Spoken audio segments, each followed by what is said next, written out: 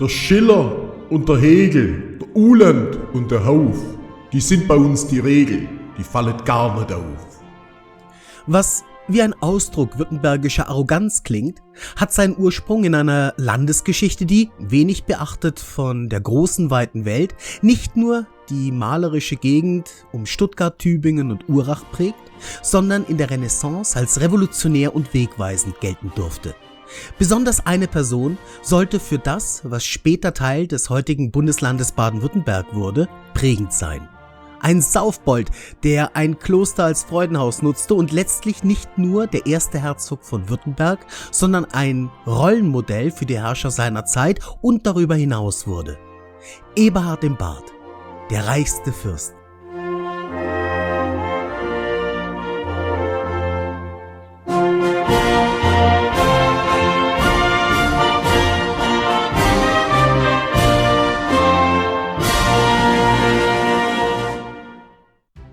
Wenn der jüngere von zwei Brüdern heiratet, so ist dies in den meisten Familien Anlass für ein großes Fest und Gratulation. Sollten sich die Ehefrauen der Geschwister nicht allzu gut verstehen, werden in der Regel gemeinsame Termine seltener und man kann davon ausgehen, dass sich beide Parteien mehr oder minder erfolgreich aus dem Weg gehen. Blöd nur, wenn dies aufgrund eines gemeinsamen Haushalts erschwert wird. Und richtig unangenehm, wenn es sich statt eines Haushalts um einen Herrscherhof handelt. Diese ungünstige Konstellation scheint in der Grafschaft Württemberg vorgelegen zu haben. Ludwig I. und sein Bruder Ulrich V. hatten das Land von 1433 an gemeinsam von Stuttgart aus regiert. Nach der Heirat des jüngeren Bruders Ulrich gestaltete sich diese Praxis aber zunehmend schwierig. Diverse Quellen deuten an, dass sich die Ehefrauen der Brüder nicht grün waren. Da der ältere Ludwig bereits einen Sohn und Thronfolger hatte, könnten hieraus für die Familie des jüngeren Ulrich weitere Probleme entstehen. Also entschieden die Regenten die Teilung der Grafschaft Württemberg in zwei unabhängige Länder. Der ältere Ludwig zeichnet eine Karte, die die beiden Landesteile definiert, während der jüngere Ulrich sich nun ein Gebiet aussuchen kann. Man sieht, dass es sich tatsächlich nicht um ein Zerwürfnis der Grafen handelte, da andernfalls wohl eher einer den anderen mit kriegerischen Handlungen überzogen hätte. Ulrich entscheidet sich für den Stuttgarter Teil, sodass Ludwig eine neue Residenz braucht. Die Wahl fällt auf Urach, seit 1983 Bad Urach. In Urach gab es bereits eine Residenz und die Stadt verfügte darüber hinaus über gute Befestigungsmauern. Ulrich und Ludwig arbeiteten weiterhin zusammen. Trotz der im 1442 geschlossenen Vertrag von Nürtingen endgültig festgelegten vollständigen Trennung der beiden Grafschaften, die sich nun Württemberg-Stuttgart und Württemberg-Urach nannten. Allerdings war die Hofhaltung kostspielig. In einer 1822 veröffentlichten Biografie zu Eberhard im Bart heißt es: Beide Grafen waren gute, redliche Männer, die gerne in Freude lebten und eben nicht ängstlich sperrten. Ulrichs Hofhaltung war noch größer als die seines Bruders. Wenn Ludwig bei dem Schloss zu Urach einen schönen Tiergarten anlegte und einen Hengst mit 115 Gulden bezahlte, so kaufte und baute Ulrich schön verzierte Jagdschlösser. Am meisten aber ließ er zu Stuttgart bauen. Ulrich könnte man mit sexy, aber pleite beschreiben. Sein Beiname, der Vielgeliebte, war Ausdruck seiner bodenständigen Art. Die Legende will es, dass er, was damals vollkommen unüblich war, alleine durch Stuttgart zog und sich mit Bürgern unterhielt. Eine Art, die viele hundert Jahre später bei König Wilhelm II. Von Württemberg wieder anzutreffen ist, dem in Stuttgart gern ein Grüß Gott, Herr König erboten wurde. Doch zurück ins 15. Jahrhundert. Der Uracher Graf Ludwig war vielleicht sparsamer als sein jüngerer Bruder, doch nachdem ihn am 23. September 1450 die Pest dahingerafft hatte, auch deutlich toter. Seine beiden Söhne, Ludwig und Eberhard, waren gerade 11 und 5 Jahre alt. Es stellte sich daher die Frage, wie die Grafschaft bis zum 14. Geburtstag des älteren Sohns Ludwig gemanagt werden sollte. Die natürliche Wahl war der Stuttgarter Onkel. Die Vormundschaftsfrage wurde allerdings nicht reibungslos gelöst. Liest man sich die Beschreibung ein bisschen durch, so klingt dies mehr nach Dallas und Denver Clan als nach Friede, Freude, Eierkuchen. Nur so viel sei hier erwähnt. Die Witwe Ludwigs I., Mechthild von der Pfalz, heiratete in zweiter Ehe Erzherzog Albrecht IV. Von Österreich und das sollte noch zum Problem werden. Zunächst lief aber alles nach Plan. 1454 wurde Ludwig als neuer Graf von Württemberg-Urach aus der Vormundschaft Ulrichs entlassen. Als er bereits 3 Jahre später, 18-jährig, verstarb, war der designierte Nachfolger Eberhard erst 12. Ulrich erbot sich erneut an, die Vormundschaft zu übernehmen, doch wurde ihm diese verweigert. Der Württemberg-Uracher Adel fand, dass der Pfälzer Markgraf aus der Familie der Mutter die bessere Wahl wäre, wahrscheinlich weil die Pfalz weit weg lag und man so größere Unabhängigkeit für sich erhoffte. Ulrich war vielleicht viel geliebt, aber nicht dumm, und er roch den Braten. Die Pfalz streckte ihre Finger nach Schwaben aus. Um den entgegenzuwirken, erzwang er einen Landtag, der letztlich zu seinen Gunsten entschied. Damit wäre die Sache erledigt gewesen, hätte nicht Mechthilds Gatte, bereits erwähnter Erzherzog Albrecht IV., fast zeitgleich einen Feldzug gegen seinen Bruder und deutschen Kaiser geführt. Während die Stuttgarter sich kaisertreu zeigten, war die Gemengelage aufgrund der Pfälzer Herkunft der Mutter des nächsten Uracher Grafen Eberhard kompliziert. Aus heutiger Sicht kann man durchaus annehmen, dass es den Pfälzern mehr um eine Schwächung des Kaisers als um die Frage der Vormundschaft ging. Denn als die Vormundschaft bereits längst beendet war, kämpfte Württemberg-Stuttgart noch weiter gegen die Pfalz und Albrecht IV. Mit den Worten „Wer vorhin regiert habe, der regiere noch", entließ Ulrich seinen Neffen an dessen 14. Geburtstag 1457 aus der Vormundschaft. Befreit von der Kontrolle seines Onkels, legte der junge Graf nun richtig los. Sein Biograf Johann Christian von Pfister schrieb dazu 1822: Frei von dem bisherigen Zwang warf er sich mit jenen auf ritterliche Übungen und Belustigungen, welche seinem jugendlichen Alter mehr zusagten als die ernsten Regierungsgeschäfte. Da sah man nichts als Ringen, Jagen, Vogelstellen, Rosse tummeln, Rennen, Barlaufen, Tanzen, Spielen und frohe Gelage von munteren Genossen. Hinzu kamen wohl weitere Ausschweifungen, die sich maßgeblich auf den Umgang mit dem anderen Geschlecht konzentrierten. Wir wissen von mindestens 7 unehelichen Kindern, die Eberhard bis zu seiner Hochzeit zeugte. Aus heutiger Sicht vollkommen undenkbar, tat es Eberhard seinen Standesgenossen gleich und vergnügte sich nicht nur in Bordellen, sondern fiel mit seinen Kumpanen auch des Öfteren im nahe Urach gelegenen Nonnenkloster Offenhausen, heute ein Ortsteil der Gemeinde Gomading, ein. Sichtlich weniger aus geistlichen, denn deutlich irdischen Gründen. Um zu verstehen, wie dies möglich war, darf man nicht vergessen, dass die oft gegen ihren Willen in Klöster abgeschobenen höheren Töchter den Festivitäten nicht abgeneigt waren.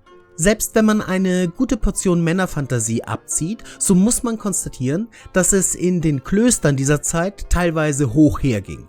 Schon in einem aus dem 14. Jahrhundert stammenden Nonnenlied heißt es: Gott gib ihm ein verdorben Jahr, der mich macht zu einer Nunnen und mir den schwarzen Mantel gab, den weißen Rock da unten. Soll ich ein Nunn gewähren dann wieder meinen Willen, so will ich auch einem Knabenjung seinen Kummer stillen.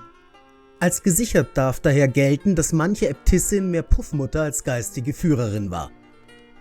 Der ausschweifende Lebensstil des jungen Grafen ging auf Kosten seiner Gesundheit und belastete die Staatskasse entsprechend, hatte für sein Land aber auch einen großen Vorteil. Eberhard war so darauf konzentriert, sich zu vergnügen, dass er keinerlei Interesse an einer Teilnahme seiner Grafschaft an dem um ihn herum tobenden Pfälzer Krieg hatte. Die ihm beigeordneten Räte konnten Württemberg-Urach tatsächlich größtenteils aus dem Konflikt, in dem sein Onkel tief verstrickt war, heraushalten. Eberhards Rüpeljahre endeten abrupt und unerwartet, jedenfalls wenn man von Pfisters Ausführungen Glauben schenken will. Dieser beschreibt, dass Eberhard mehr oder minder über Nacht sein Verhalten grundsätzlich änderte. Kurz nach seinem 18. Geburtstag, das wäre 1458 gewesen, gab er, so von Pfister, Befehl, das wilde Treiben im Kloster Offenhausen zu beenden. Als entsprechenden Anweisungen nicht Folge geleistet wurde, hätte der Graf die Dominikanerin sogar militärisch belagert. Sicher ist jedenfalls, dass Eberhard 1459 von Papst Pius II. Die Erlaubnis erhielt, die Klöster seines Gebiets zu reformieren. Da diese Erlaubnis auch seinem nachweislich frommen Onkel Ulrich von Württemberg-Stuttgart erteilt worden war, steht zu vermuten, dass letzterer eher die treibende Kraft dahinter gewesen sein mag. Ob Eberhard also bereits zu diesem Zeitpunkt eine deutliche Wandlung erfuhr und was der Grund dafür gewesen sein mag, ist unklar. Am 10. Mai 1468 brach Eberhard gemeinsam mit 24 anderen Adligen, 2 Schützen, seinem Leibarzt und etlicher Dienerschaft zu einer Pilgerreise nach Jerusalem auf.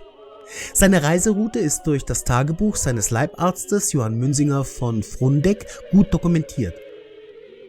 Von Urach ging es nach Venedig, wo man 11 Tage später ankam. Dort verbrachte man die Zeit vom 21. Mai bis 6. Juni mit Sightseeing, bevor man sich einschiffte. Über mehrere Stationen im Mittelmeer gelangte die Gesellschaft nach Jaffa, heute Tel Aviv, im Heiligen Land. Am 8. Juli erreichten die Pilger Jerusalem. Nach der Besichtigung der Stadt und einem Besuch Bethlehems folgte am 12. Juli der Höhepunkt der Reise. Eberhard wurde am Heiligen Grabe zum Ritter geschlagen. Dies soll auch der Zeitpunkt gewesen sein, an dem er angeblich schwor, sich den Bart nicht mehr zu stutzen. Ob dieser Schwur tatsächlich abgelegt wurde und falls ja, er sich bis zu seinem Tode wirklich daran hielt, ist sehr fragwürdig. Der Mann starb erst 28 Jahre nach der Pilgerfahrt. Sein Bart hätte bis dahin eine Länge von über 3 Metern erreicht.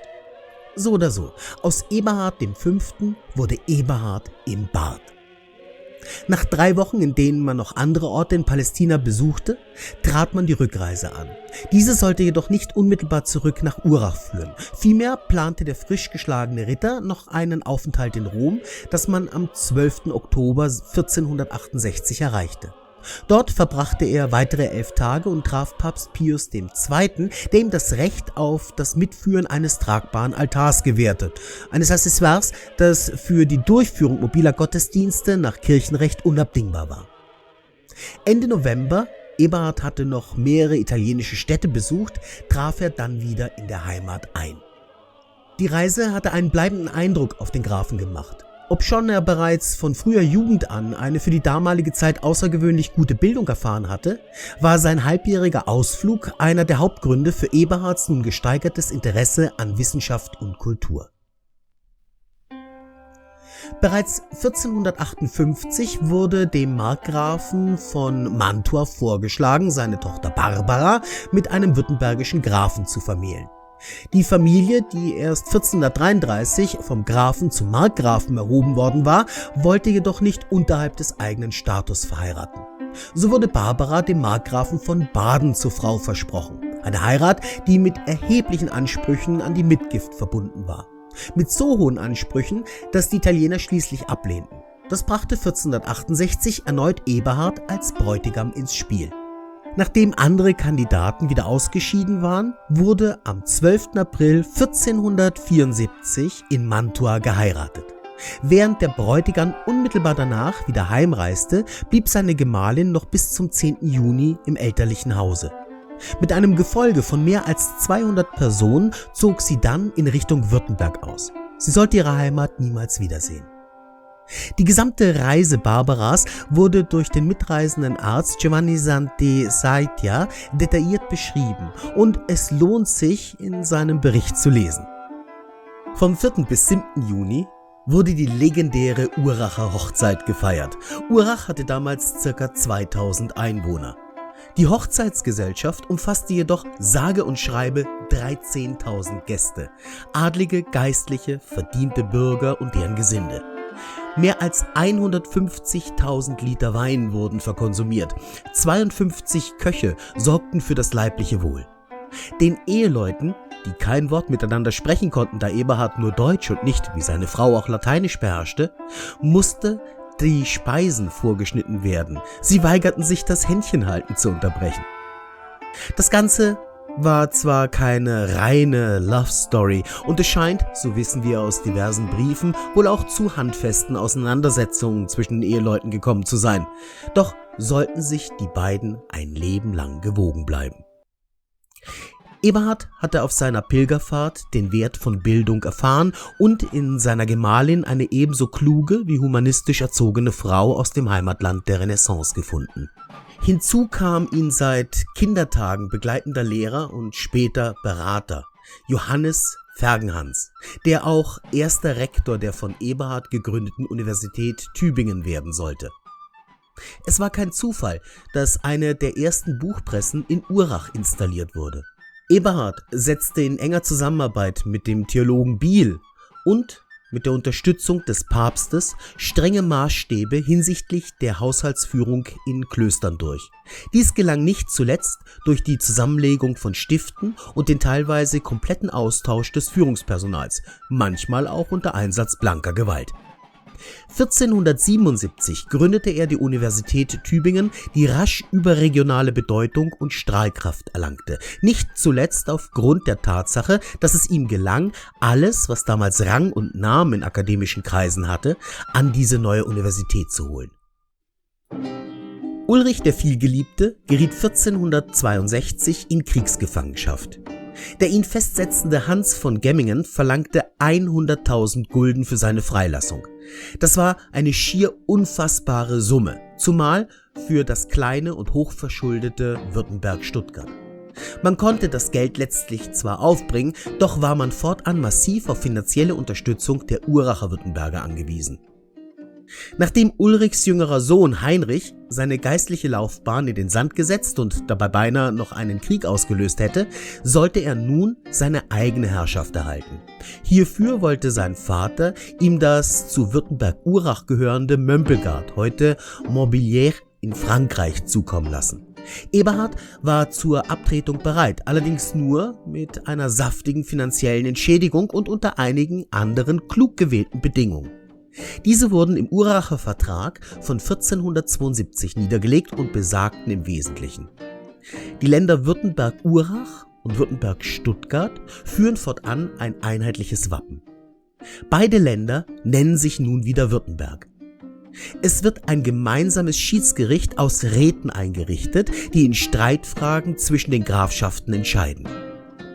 Der letzte Punkt ist besonders bemerkenswert, denn die Räte waren nicht nur Vertreter des Adels, sondern auch der Bürgerschaft. Nach dem Tod Ulrichs des Vielgeliebten übernahm sein Sohn Eberhard der Jüngere als Eberhard VI. Die Regentschaft in Stuttgart. Die finanzielle Lage war, wahrscheinlich nicht zuletzt aufgrund verschwenderischer Hofhaltung, so katastrophal, dass man 1482 im Münsinger Vertrag die unwiderrufliche Zusammenlegung der beiden Württembergs verabredete. Eberhard der Jüngere sollte eine Leibrente von 3.000 Gulden jährlich erhalten. Außerdem wurde festgehalten, dass, falls Eberhard ohne Nachkommen stürbe, er die Regentschaft übernehme. Eberhard VI.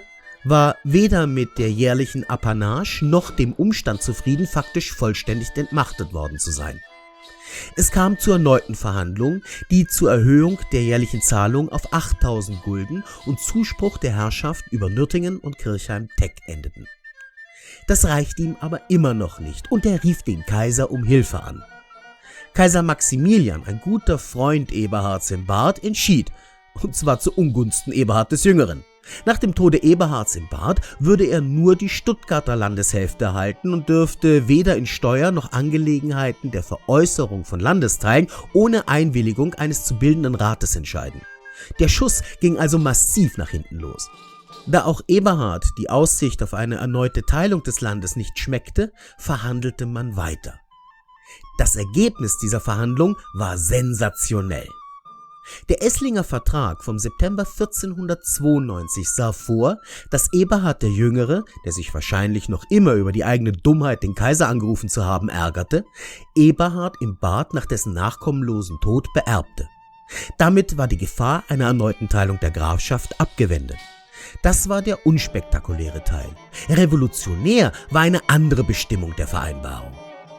Eberhards Nachfolger war einem Gremium aus 12 Vertretern der Ehrbarkeit, je 4 Adlige, 4 Geistliche und 4 Bürgerliche Rechenschaft schuldig. Im Falle der Absetzung des Regenten übernehme dieser Rat die Herrschaft im Lande. Und wer entschied über eine mögliche Absetzung? Die Untertanen. Die Württemberger waren damit als einziges Volk im Heiligen Römischen Reich dazu berechtigt, sich ihre Regierung zu wählen. Zur Erinnerung, wir befinden uns im Jahr 1492. Kolumbus würde erst einen Monat später die neue Welt für Europa wiederentdecken, als ein württembergischer Graf eine fast schon basisdemokratisch zu nennende Kontrolle der Regierung vertraglich verankerte. Die Idee zum Rat der Zwölf war Eberhard bereits Jahre zuvor gekommen. Schon in den frühen 1480ern war er dazu übergegangen, sich mit Vertretern des Adels, der Geistlichkeit und des Bürgertums zu beraten, bevor er wichtige Entscheidungen traf. Diese Treffen beschrieb der Tübinger Student Alexander Seitz. Seine große Lust und Turnier, was zu Tischladen, Doktores, denselbigen vorzulegen, etlich Questiones, dann kämpfig zu machen.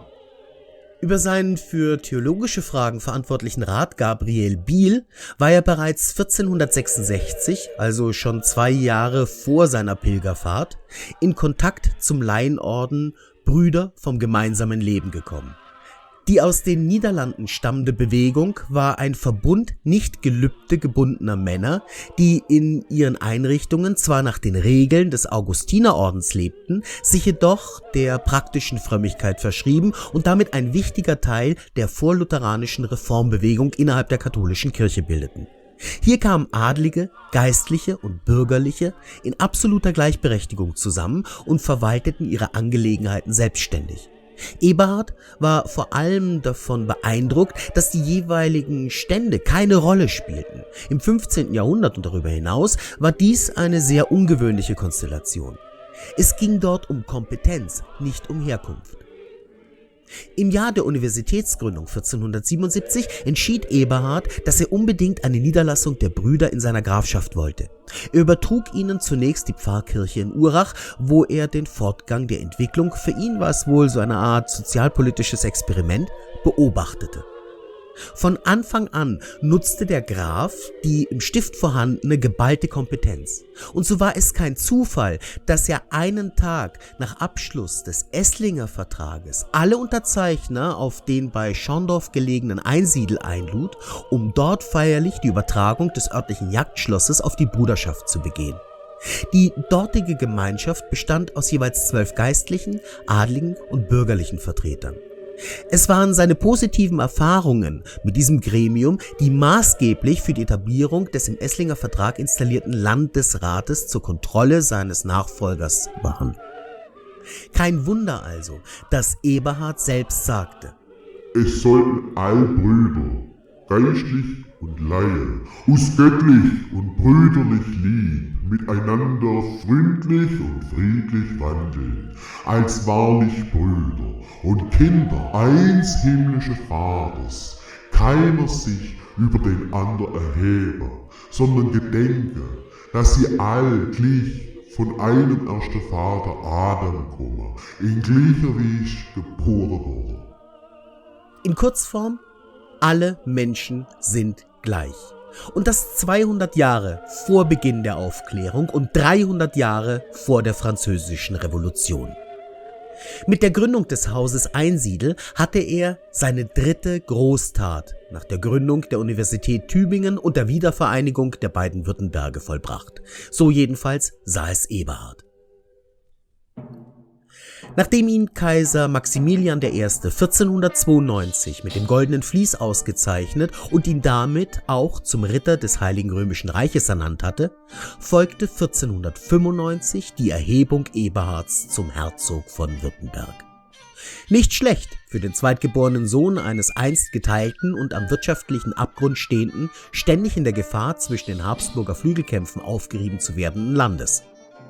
So überraschte es nicht, dass bereits seine Zeitgenossen ihm mit Bewunderung begegneten. Die Bezeichnung als Deutschlands reichster Fürst, da er sich so sehr auf die Loyalität seiner Untertanen verlassen konnte, dass er jederzeit sein Haupt zum Ruhen in den Schoß eines Württembergers legen könne, stammt aus dieser Zeit. Bereits gesundheitlich schwer angeschlagen, starb Herzog Eberhard I. von Württemberg am 25. Februar 1496 und wurde, seinem Wunsch gemäß, auf dem Einsiedel bei den Brüdern vom gemeinsamen Leben in einer einfachen Kutte gekleidet, zur letzten Ruhe gebettet. Der Kaiser selbst besuchte 1498 Eberhards Grablage auf dem Einsiedel. Dabei gedachte er seines toten Freundes mit den Worten: Hier liegt ein Fürst, den ich im römischen Reich an Verstand und Tugend keinem zu vergleichen weiß.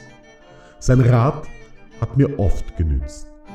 Eberhards Motto A tempo, also ich wag's, hatte sich im vollen Umfange ausgezahlt. Kurz noch ein Wort zu Eberhard II., wie der einstige Graf von Württemberg-Stuttgart sich nun nennen durfte. Kaum in Amt und Würden ignoriert er vollkommen die durch den Esslinger Vertrag eingesetzten Räte. Er geht sogar so weit, diese unter Anwendung von Gewalt unter Druck zu setzen. Irgendwann ist es dann so schlimm, dass letztlich entsprechend der Abmachung aus 1492 ein Landtag einberufen wird. Alle Städte des Herzogtums, mit Ausnahme Kirchheim-Tex und Nürtingens, senden Vertreter. Diese machen kurzen Prozess und erklären Eberhard für abgesetzt. Als Eberhard II. Sich weigert, den Spruch anzunehmen, macht Kaiser Maximilian klar, dass er ihn keinesfalls beim Bruch der Landesverfassung unterstützen wird. Eberhard muss daraufhin Württemberg verlassen und während in Stuttgart nun der Rat der 12 regiert, stirbt der Mann, den einst sein Vater mit dem Spruch bedachte, er hätte statt seiner lieber einen Schmalztiegel, da man diesen wenigstens verleihen könne, auf Burg Lindenfels im hessischen Odenwald. Trotz Kürzung und Auslassung, es gäbe zu Heinrich, dem Bruder Eberhard des Jüngeren, zu Eberhard den Jüngeren selbst, zur Gründung der Universität Tübingen und der Frage, ob Eberhard im Bart tatsächlich ein glühender Antisemit war, wie ihm teilweise vorgehalten wird, noch viele Punkte, die es wert wären, aufgeführt zu werden, schlägt diese Ausgabe das normale Zeitlimit einer Two-Cents-Folge. Doch ist die Geschichte des ersten Herzogs von Württemberg, wie ich finde, nicht nur spannend, sondern bietet auch für Führung im 21. Jahrhundert einiges an Inspiration. Ebert war sich seiner Verantwortung für sein Land und seiner Herrscherrolle ganz Kind seiner Zeit vollkommen bewusst. Er entschied sich jedoch dazu, den Rat von Experten zu suchen und anerkannte das Primat der Kompetenz gegenüber offizieller Rolle. Eberhard war klug genug, um, untypisch für das 15. Jahrhundert, statt mit der Brechstange seinen Willen durchzusetzen, zu verhandeln und gemeinsame Interessen in den Vordergrund zu stellen. Man denke nur an die diversen Verträge zur Wiedervereinigung Württembergs. Ob man religiös ist oder nicht, so muss man anerkennen, dass der Herzog einen klaren Wertekanon folgte, der ihm als Leitschnur diente und ihn für seine Partner verlässlich machte. Der Mann wusste um die Notwendigkeit, sich fortlaufend neuem Wissen auszusetzen. Seine umfangreiche Bibliothek, wie auch die Gründung und Förderung der Universität Tübingen, legen hiervon eindrucksvoll Zeugnis ab. Wenn Sie sich über die Geschichte Württembergs weiter informieren möchten, empfehle ich Ihnen die Videoreihe Dr. Andreas Heusels, die ich hier verlinkt habe.